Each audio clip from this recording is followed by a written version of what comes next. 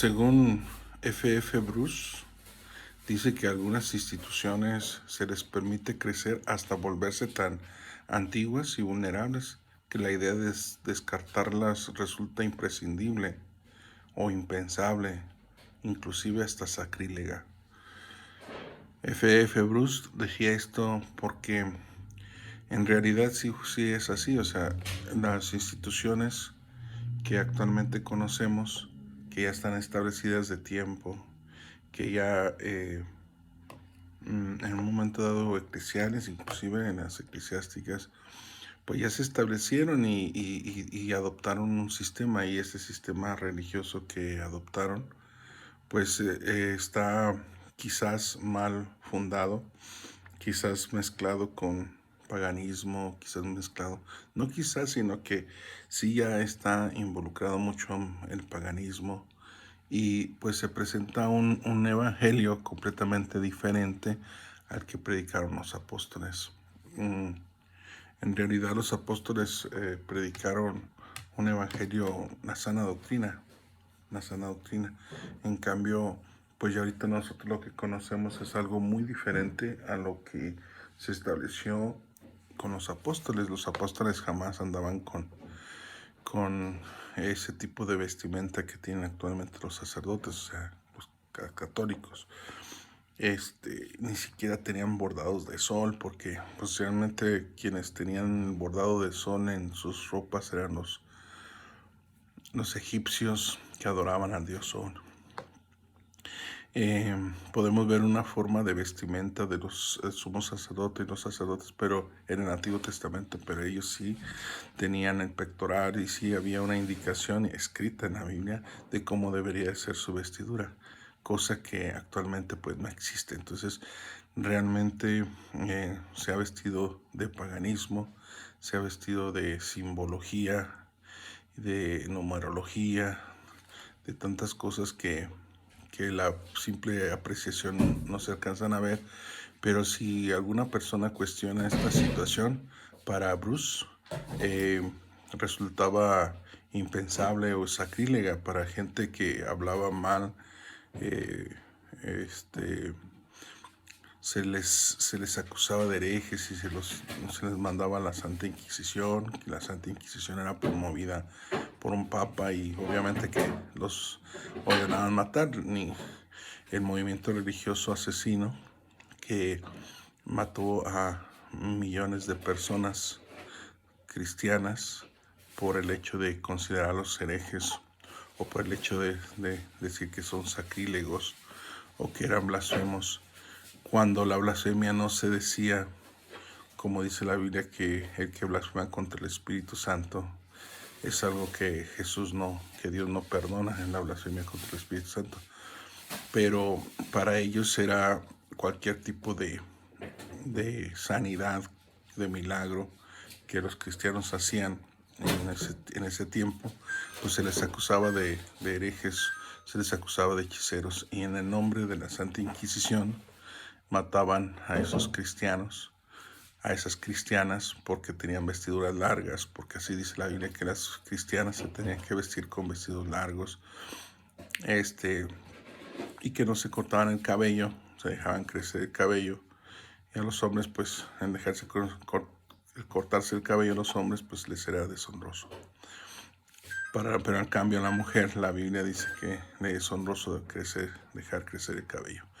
Entonces, pues la mujer cristiana oraba por los enfermos, sanaban y los acusaban de hechiceros. Entonces, muchos en nombre de la Inquisición asesinaban. Y realmente pues la palabra de Dios pues nunca ha autorizado, nunca ha estado de acuerdo, Jesús nunca estuvo de acuerdo en que asesinaran a nadie. Cuando iban a asesinar a la mujer adúltera, Jesús les dijo, el que se sienta libre de pecado, que arroje la primera piedra. El judaísmo está acostumbrado a apedrear a las mujeres que eran sorprendidas en adulterio. Pero el hombre, ¿qué?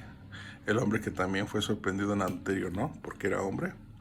Entonces ahí era el detalle de que Jesús vino a cumplir la ley. O sea, Jesús no quería eso, realmente Dios no quería eso, que sucedieran estas cosas, ¿no? Entonces Jesús viene y revoluciona y cambia completamente ese esquema, pero ya posteriormente, después del siglo tercero y cuarto, que se establece en Constantinopla, donde ya Constantino es el primero que se bautiza invocando en nombre del Padre, el Hijo y el Espíritu Santo, con agua en la cabeza nada más, y hace del cristianismo el ecumenismo, que todos tenían que ser cristianos, porque él era el emperador y por lo tanto él era el que tenía sujetas a naciones debajo de él, y pues a todas las culturas tenían que ser o decir ser cristianas, pero aunque en realidad sus costumbres paganas, el paganismo siguió practicándose, porque en realidad la cuestión evangelística no fue una cuestión evangelística donde la gente podía entender el evangelio, sino más bien fue una cuestión de sumisión y por órdenes para hacer un cristianismo generalizado, aunque fuesen de diferentes naciones. Vemos a la luz de la historia que estos acontecimientos que no se han borrado, que la misma Biblia los señala en Apocalipsis cuando dice que la mujer, la gran ramera estaba ebria de la sangre de los mártires de Jesús. Mártires. Hablamos de los mártires. Se les dijo que eran brujos, no, eran mártires. Jesús eran siervos de Jesucristo, eran hijos de Dios. Por eso dice que a algunas instituciones se les permite crecer, o sea, fue permitido que crecieran hasta volverse tan antiguas y venerables. ¿Por qué? Porque, en primer lugar, cualquier gente que diga, bueno, ¿sabes qué? Que el cristianismo, la sede del cristianismo, mucha gente dice y asegura y dice que es la mera verdad, que la sede del cristianismo es Roma, y Roma, Jesús no nació en Roma. Cristo nació en Belén de Judea, en los tiempos del rey Herodes, en el territorio israelí. Tendría que ser la sede ahí prácticamente. Y de ahí tendría que ser desatarse las historias. ¿Pero por qué en Roma? Porque en Roma fue donde estaban los emperadores romanos que ejercían influencia a nivel mundial, a nivel, bueno, podríamos decir antiguo, podríamos decir Europa, en el continente euroasiático africano. Y posteriormente ya cuando fue las conquistas españolas acá en las Américas. Pero podemos ver con claridad que fue tan antiguo ese movimiento. ¿Por qué? Porque lo siguieron afirmando Constantino y después de Constantino muchos más. Y ahí es donde se establece según la silla papal, donde está el papa, donde se siente en una silla de oro cuando Jesús se sentó en un burrito prestado, muy diferente, la vestimenta muy diferente, la forma del cristianismo muy diferente. Ahorita el cristianismo es mucha libertad, mucha liberalidad, culto a las cosas que no se les debe de dar culto, sino a Jesucristo, el único que derramó su sangre, el único que predicaron los apóstoles, los profetas, y en eso debe estar fundada la fe, edificado sobre el fundamento de apóstoles y profetas, siendo la principal piedra del ángulo Jesucristo mismo. Nadie más, o sea, los apóstoles no anduvieron predicando a María, no anduvieron predicando otras cosas, predicaron a Jesús, el Mesías, el Salvador, el Dios humanado, el Emmanuel, el Dios con nosotros, el Jehová humanado, el Jehová que visitó la tierra. Yo mismo estaré presente, dice Jehová. Él estuvo presente físicamente, tomó un cuerpo de carne. San Juan lo resume, San Juan el teólogo lo resume en el capítulo 1, verso 1, en el principio era el verbo y el verbo era con Dios y el verbo era Dios. Y aquel verbo fue hecho carne, dice más adelante. y vimos su gloria, gloria como del unigénito del Padre, lleno de gracia y de verdad. Y aquella luz que alumbra a todo hombre venía a este mundo. En el mundo estaba y el mundo por él fue hecho, pero el mundo no le conoció. A los suyos vino y los suyos no lo recibieron. Los judíos no lo recibieron. El pueblo judío elegido por Dios, Jesús vino a los suyos y los suyos no le recibieron. Mas a los que le recibieron, a los que creen en su nombre, Dios les dio potestad de ser hechos hijos de Dios, los cuales no son engendrados de carne, ni de sangre, ni de voluntad de varón, sino de Dios. Es decir, no viene de un linaje, es decir, ya el cristianismo se centra en Cristo, en la predicación de los apóstoles y profetas, no en una descendencia de sangre, sino una descendencia que ha creído en Jesucristo y que Jesucristo lo ha adoptado como hijo suyo. Por eso es importante que creamos en Cristo, en la salvación que nos ofrece, y aceptar esa salvación mediante el bautismo, invocando su nombre en una persona adulta que ya sabe entre el bien y el mal, que tiene uso de razón y que está convencido completamente y arrepentido completamente del pecado, de lo cual ya se arrepintió y de lo cual ha aceptado la salvación mediante la invocación del nombre de aquel que que ha derramado su sangre en la cruz del Calvario. ¿Para qué? Para que cuando fuese invocado el nombre, fuese lavada su alma con la sangre que derramó Cristo en la cruz del Calvario mediante el bautismo de inmersión, es decir, ser sumergido y lavado en las aguas del bautismo. No importa qué tan antigua pueda ser una institución, según Bruce, de la cual la gente ya asumió que se volvió tan antigua y vulnerable, que la idea de descartarlas resulta impensable y sacrílega. Pero en realidad está usurpando un lugar que no le corresponde. El lugar que le corresponde a el cristianismo verdadero, el cristianismo que sí siguió la línea de apóstoles y profetas, que la piedra del ángulo era Jesucristo mismo,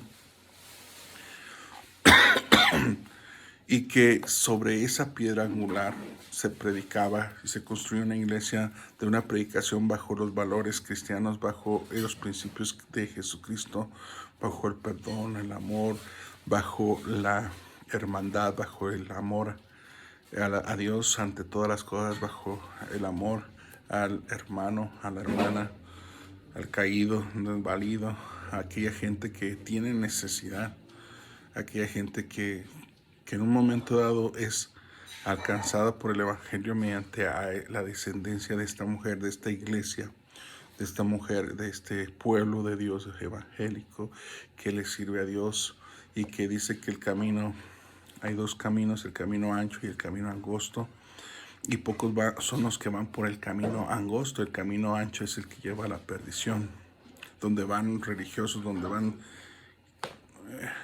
en el mundo que está bajo el maligno, que no se ha arrepentido, que no le ha servido a Dios, que no ha buscado a Dios, que no ha buscado su salvación, que sigue en la idolatría, sumergido en la hechicería, sumergido en el adulterio, en la fornicación. Hay un mundo de pecado.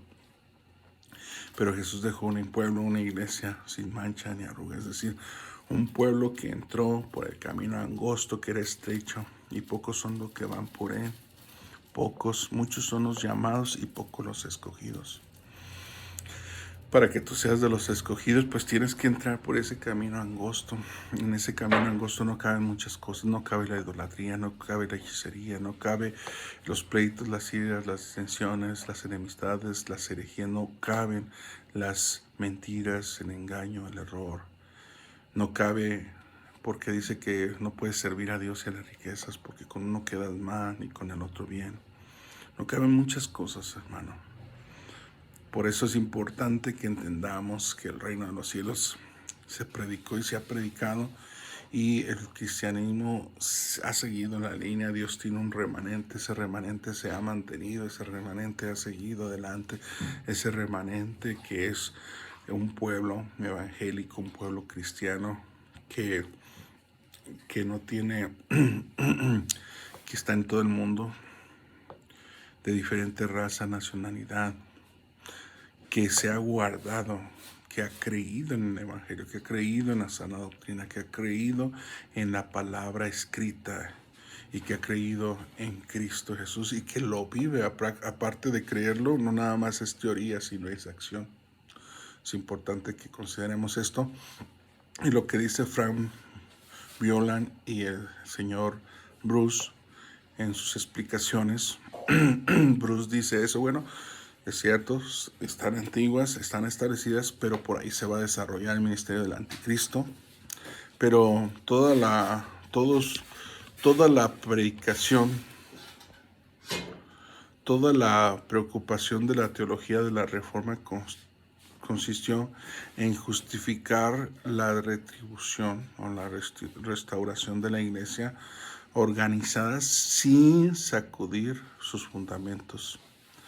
Es decir, John Howard Yoder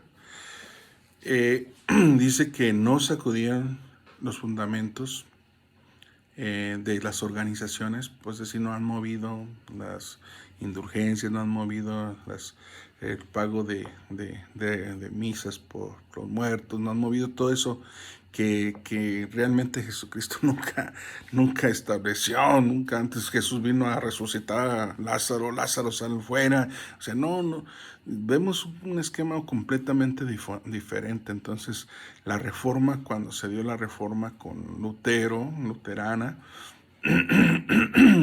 ellos buscaron mucho justificar la restauración de la iglesia organizada, sin sacudir propiamente de sus fundamentos, pero según el señor John Howard Yoder, es importante pensar que el cristianismo puro no es una organización de cuatro paredes donde esté sujeta a una estructura organizacional episcopal que realmente se ha dado, pero que está minada por paganismo, minada por ideas que no son cristianas, anticristianas y antefundadas, no tienen fundamento bíblico, que la tradición en la cultura y la costumbre y los usos, eso no tiene nada que ver en el reino de los cielos.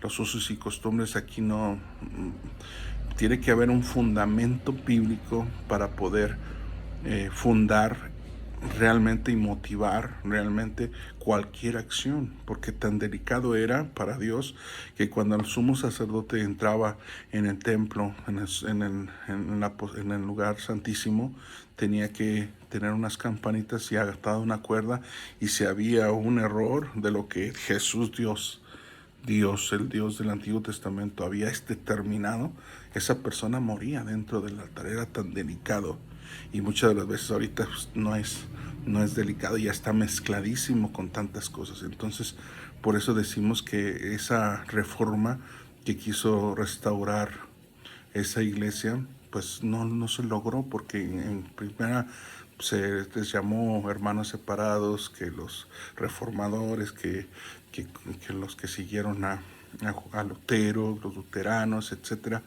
Entonces podemos pensar que el fundamento que nosotros los apostólicos, los siervos de Dios, los que buscamos seguir la línea de esa iglesia que se ha guardado, que se ha mantenido, pues los fundamentos y son inamovibles. Y esos fundamentos siempre han sido y nunca se han quitado. Es fundamento de los apóstoles y profetas, siendo la principal piedra del ángulo Jesucristo mismo. En eso debemos de fundar nuestra fe. En la doctrina, decía el apóstol Pablo, si alguien predicara un evangelio diferente al que les hemos predicado, sea anatema, que significa maldito. Es cosa corriente que los cristianos hablar acerca de ir a la iglesia. Para ellos eso implica asistir a un servicio religioso de la iglesia, pero resulta interesante que ni ir a la iglesia ni el servicio de la iglesia sean expresiones que se encuentran en el Nuevo Testamento. Ambas hicieron aparición mucho después de la muerte de los apóstoles. En realidad no existía eso. En realidad el cristianismo se aceptaba, el cristianismo se vivía. Jesús enseñó algo muy diferente a lo que actualmente se conoce y se entiende. Pero posteriormente vamos a explicar ese detalle, porque dijo Jesucristo en su palabra, dice que si se reunían 2 o 3 en su nombre, ¿ah? Cuando 2 o 3 se reúnen en su nombre, Jesucristo prometió que Él iba a estar ahí con ellos. Donde 2 o 3 se congreguen en mi nombre, yo estaré con vosotros. Así es de que no se necesita tener miles, no se necesita tener 10,000 en tu casa, en tu familia, con tus hijos. Puedes reunirte 2 o 3 y con eso está allí presente el Señor. ¿Quieres hacer pública tu fe? Lo puedes hacer asistiendo a una iglesia. Puedes hacer pública tu fe, pero el cristianismo verdadero es aquel que se levanta y ora a tu Padre que ve en lo secreto, y tu Padre que ve en lo secreto te recompensará en público. No espera que públicamente la gente diga, no, este sí ora porque viene mucho a la iglesia y viene cada servicio. ¿No? O sea, las bases fundamentales dice que en ningún momento decía los apóstoles eso. Ellos predicaban creer en el Señor Jesucristo. Actualmente la intención de muchos es tener aglomerada a la gente para que para sentarlos, para que contribuyan con los gastos, etcétera. Es importante sí, apoyar y todo, es importante, y en una congregación congregarse también es bueno porque aprendes, pero siempre estar toda tu vida así, pues como que Dios llama, porque mucha es la mies es mucha y los obreros pocos. Y muchas de las veces, aunque hay obreros, el sistema ya viciado, religioso, pues impide que sus obreros vayan y hagan lo que Jesucristo quiere que hagan. Y se oponen y quieren que los hombres obedezcan a los hombres, pues volvemos a lo mismo, o sea, volvemos a los mismos, a la misma situación que se vivió anteriormente. Y por lo tanto, pues tenemos que proclamar el Evangelio, pésele a quien le pese, y que se siga extendiendo a todo mundo, y que no por el hecho de, de no vivir de acuerdo a una manipulación, ya por eso no seamos parte del cuerpo verdadero de Cristo.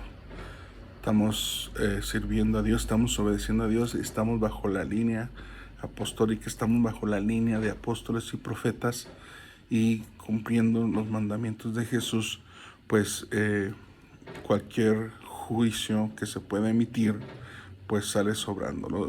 Vemos ahí los mártires de Jesús, que para Jesús fueron mártires, y ahí están clamando, dice que su sangre clama en el trono, dice Apocalipsis, ¿hasta cuándo, Señor santo y verdadero, no vengas nuestra sangre?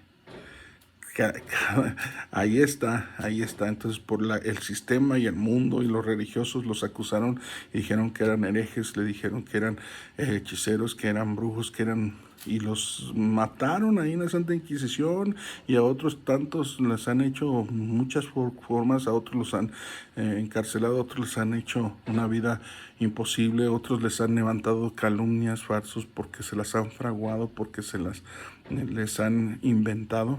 Y ese era el peligro, y sucedió y ha sucedido, y por lo tanto, pues, más sin embargo, esos cristianos delante de Dios siguen siendo siervos y siervas de Dios. Y mientras dice, ¿de qué gano? ¿Sí qué sirve si yo pierdo mi alma? Aunque ganar el mundo, de nada sirve. Mejor ganar y no perder nuestra alma, ganar en los cielos, aunque el mundo no te acepte. Y hablamos mundo también dentro de las organizaciones religiosas, porque el mundo ama lo suyo, pero a Jesús no lo amaron, acuérdense. A Jesús lo despreciaron, lo azotaron, lo hirieron, a Jesús lo rechazaron. El cristianismo, los apóstoles murieron, los persiguieron. Los que son siervos de Dios viven una vida muy diferente a lo que pensamos. Dios les bendiga y Dios les guarde. El cristianismo en estos tiempos donde va a haber persecución, donde la gran tribulación, donde viene ya Cristo, donde todo eso, para el cristianismo. Vemos inclusive ahorita prácticamente la pandemia, como ya la idea esta de reunirse en un lugar pues desapareció, se movió estructuralmente. Dios movió la comodidad de las iglesias evangélicas. Dios movió esa comodidad y Dios movió de tal manera que ya la gente no iba porque había una pandemia, tenían que estar en sus casas, pero ahí se tenían que estar guardando y santificando, pero ahí tenían que estarse reuniendo para alabar y glorificar al alto y sublime Dios. Pero en las persecuciones, cuando los siervos de Dios fueron perseguidos después de que fue Jesucristo crucificado en la cruz, por ahí se escondían, por ahí se iban a las cuevas, se iban, eh, se iban a lugares donde no los pudieran ver porque los estaban persiguiendo, pues, ¿verdad? Dice que Dice que en ambas se hicieron una aparición mucho después de la muerte de los apóstoles. La razón es simple. Los cristianos primitivos no habían elaborado ningún concepto semejante. No visualizaban a la iglesia como un lugar al que se predicara ir o a que se pudiera ir, ni tampoco consideraban sus encuentros como servicios. Al leer el Nuevo Testamento con una mirada que intenta comprender la manera en que los cristianos primitivos se encontraban, se hace claro que tenían básicamente 4 tipos de reuniones, y estas eran en reuniones especiales en las que los obreros apostólicos les predicaban a la audiencia interactiva de la manera de plantar una iglesia desde cero y a alentar a algunos ya existentes. Los 12 apóstoles llevaban a cabo estas reuniones en los antiguos templos, en los atrios de los templos o en las escuelas de uno llamado Tirano, dice la Biblia, porque ahí Pablo llevó a cabo el mismo tipo de reuniones en la escuela de Tirano cuando estableció la iglesia en el Éfeso. Ahí podemos ver Hechos capítulo 5, verso 40 al 42, Hechos 19, 9 al 10, Hechos 20, 27, 31. Las reuniones apostólicas de nuestras 2 características principales. Una es que los obreros apostólicos llevaban a la mayor parte del ministerio. La obra es que esas reuniones nunca son fijas ni permanentes como actualmente lo son. Eran temporales y apuntan a metas a largo alcance, es decir, a equipar a un grupo o un equipo local de creyentes para que funcionen con las indicaciones bajo la conducción de Jesucristo, para que ejerzan el ministerio ahí. Posteriormente los apóstoles dejaban ese lugar y se iban a otro. Efesios 4, 11, 16, del 11 al 16, 1 Corintios 14, 26. Por esta razón el apóstol siempre acaba dejando a la iglesia para que funcione por sí sola. Las reuniones evangelísticas pues se hacían durante el primer siglo. La evangelización por lo general tenía lugar fuera del ámbito de los encuentros religiosos, de lugares de la iglesia. Los apóstoles predicaban el evangelio en aquellos lugares que eran frecuentados por los no creyentes, las sinagogas, y en los que referían a los judíos. Con respecto a los judíos se refería pues ahí en la sinagoga, y a los que no judíos en los mercados. Sin relación con los gentiles, estaban entre los lugares favoritos para evangelizar. Hechos capítulo 14, 1, 14, 17, 1 al 33, 18, 4 al 19. Los encuentros evangelísticos eran planeados por el establecimiento de una nueva iglesia y para llevar un crecimiento numérico, una iglesia ya existente. Estas reuniones se llevaban a cabo por los temporadas, no constituían un programa permanente en la iglesia. No, los programas que se hacían no eran permanentes por tiempo, no. El viaje de Felipe a Samaria es un ejemplo en cuanto a este tipo de reuniones. Ahí lo vemos en Hechos capítulo 8, verso 5, Y pues vemos cómo la iglesia primitiva se reunía en cuevas. En esas cuevas se reunían para ejercer su fe prácticamente, para que porque estaban siendo perseguidos. Entonces, pues para seguir con vida, pues tenían que hacer sus servicios y bautismos en lugares escondidos, en lugares inclusive fuera de las ciudades, en los montes, allá en aquellas cuevas, en aquellos lugares. Entonces vemos que el cristianismo ha tenido varios cambios a la luz de la historia, y podemos pensar que la iglesia no debe de descartar o de oponerse a esta situación que mismo Jesús ya para este momento con la pandemia del COVID, pues ya Jesús ya mostró, porque ya no mostró y sí impactó. Y pues obviamente pues los cristianos debemos de ser cristianos no nada más en el templo, sino en las casas, en las familias, con los vecinos, en el trabajo, en todos los lugares, porque cuando se desarrolle alguna persecución generalizada, pues los cristianos tienen que ser como aquellos mártires de Jesús que dieron fe en su casa, en su hogar, en su familia, con los vecinos, en cualquier lugar donde estuvieron. No le hace que pesara a que ellos pudieran dar su vida por causa del Evangelio, por causa de Cristo. Entonces, pues esto se los dejo de tarea, investiguenlo, estudienlo, y si tiene alguno de edificación para sus vidas, esto les va a ser de provecho. Dios les bendiga y Dios les guarde.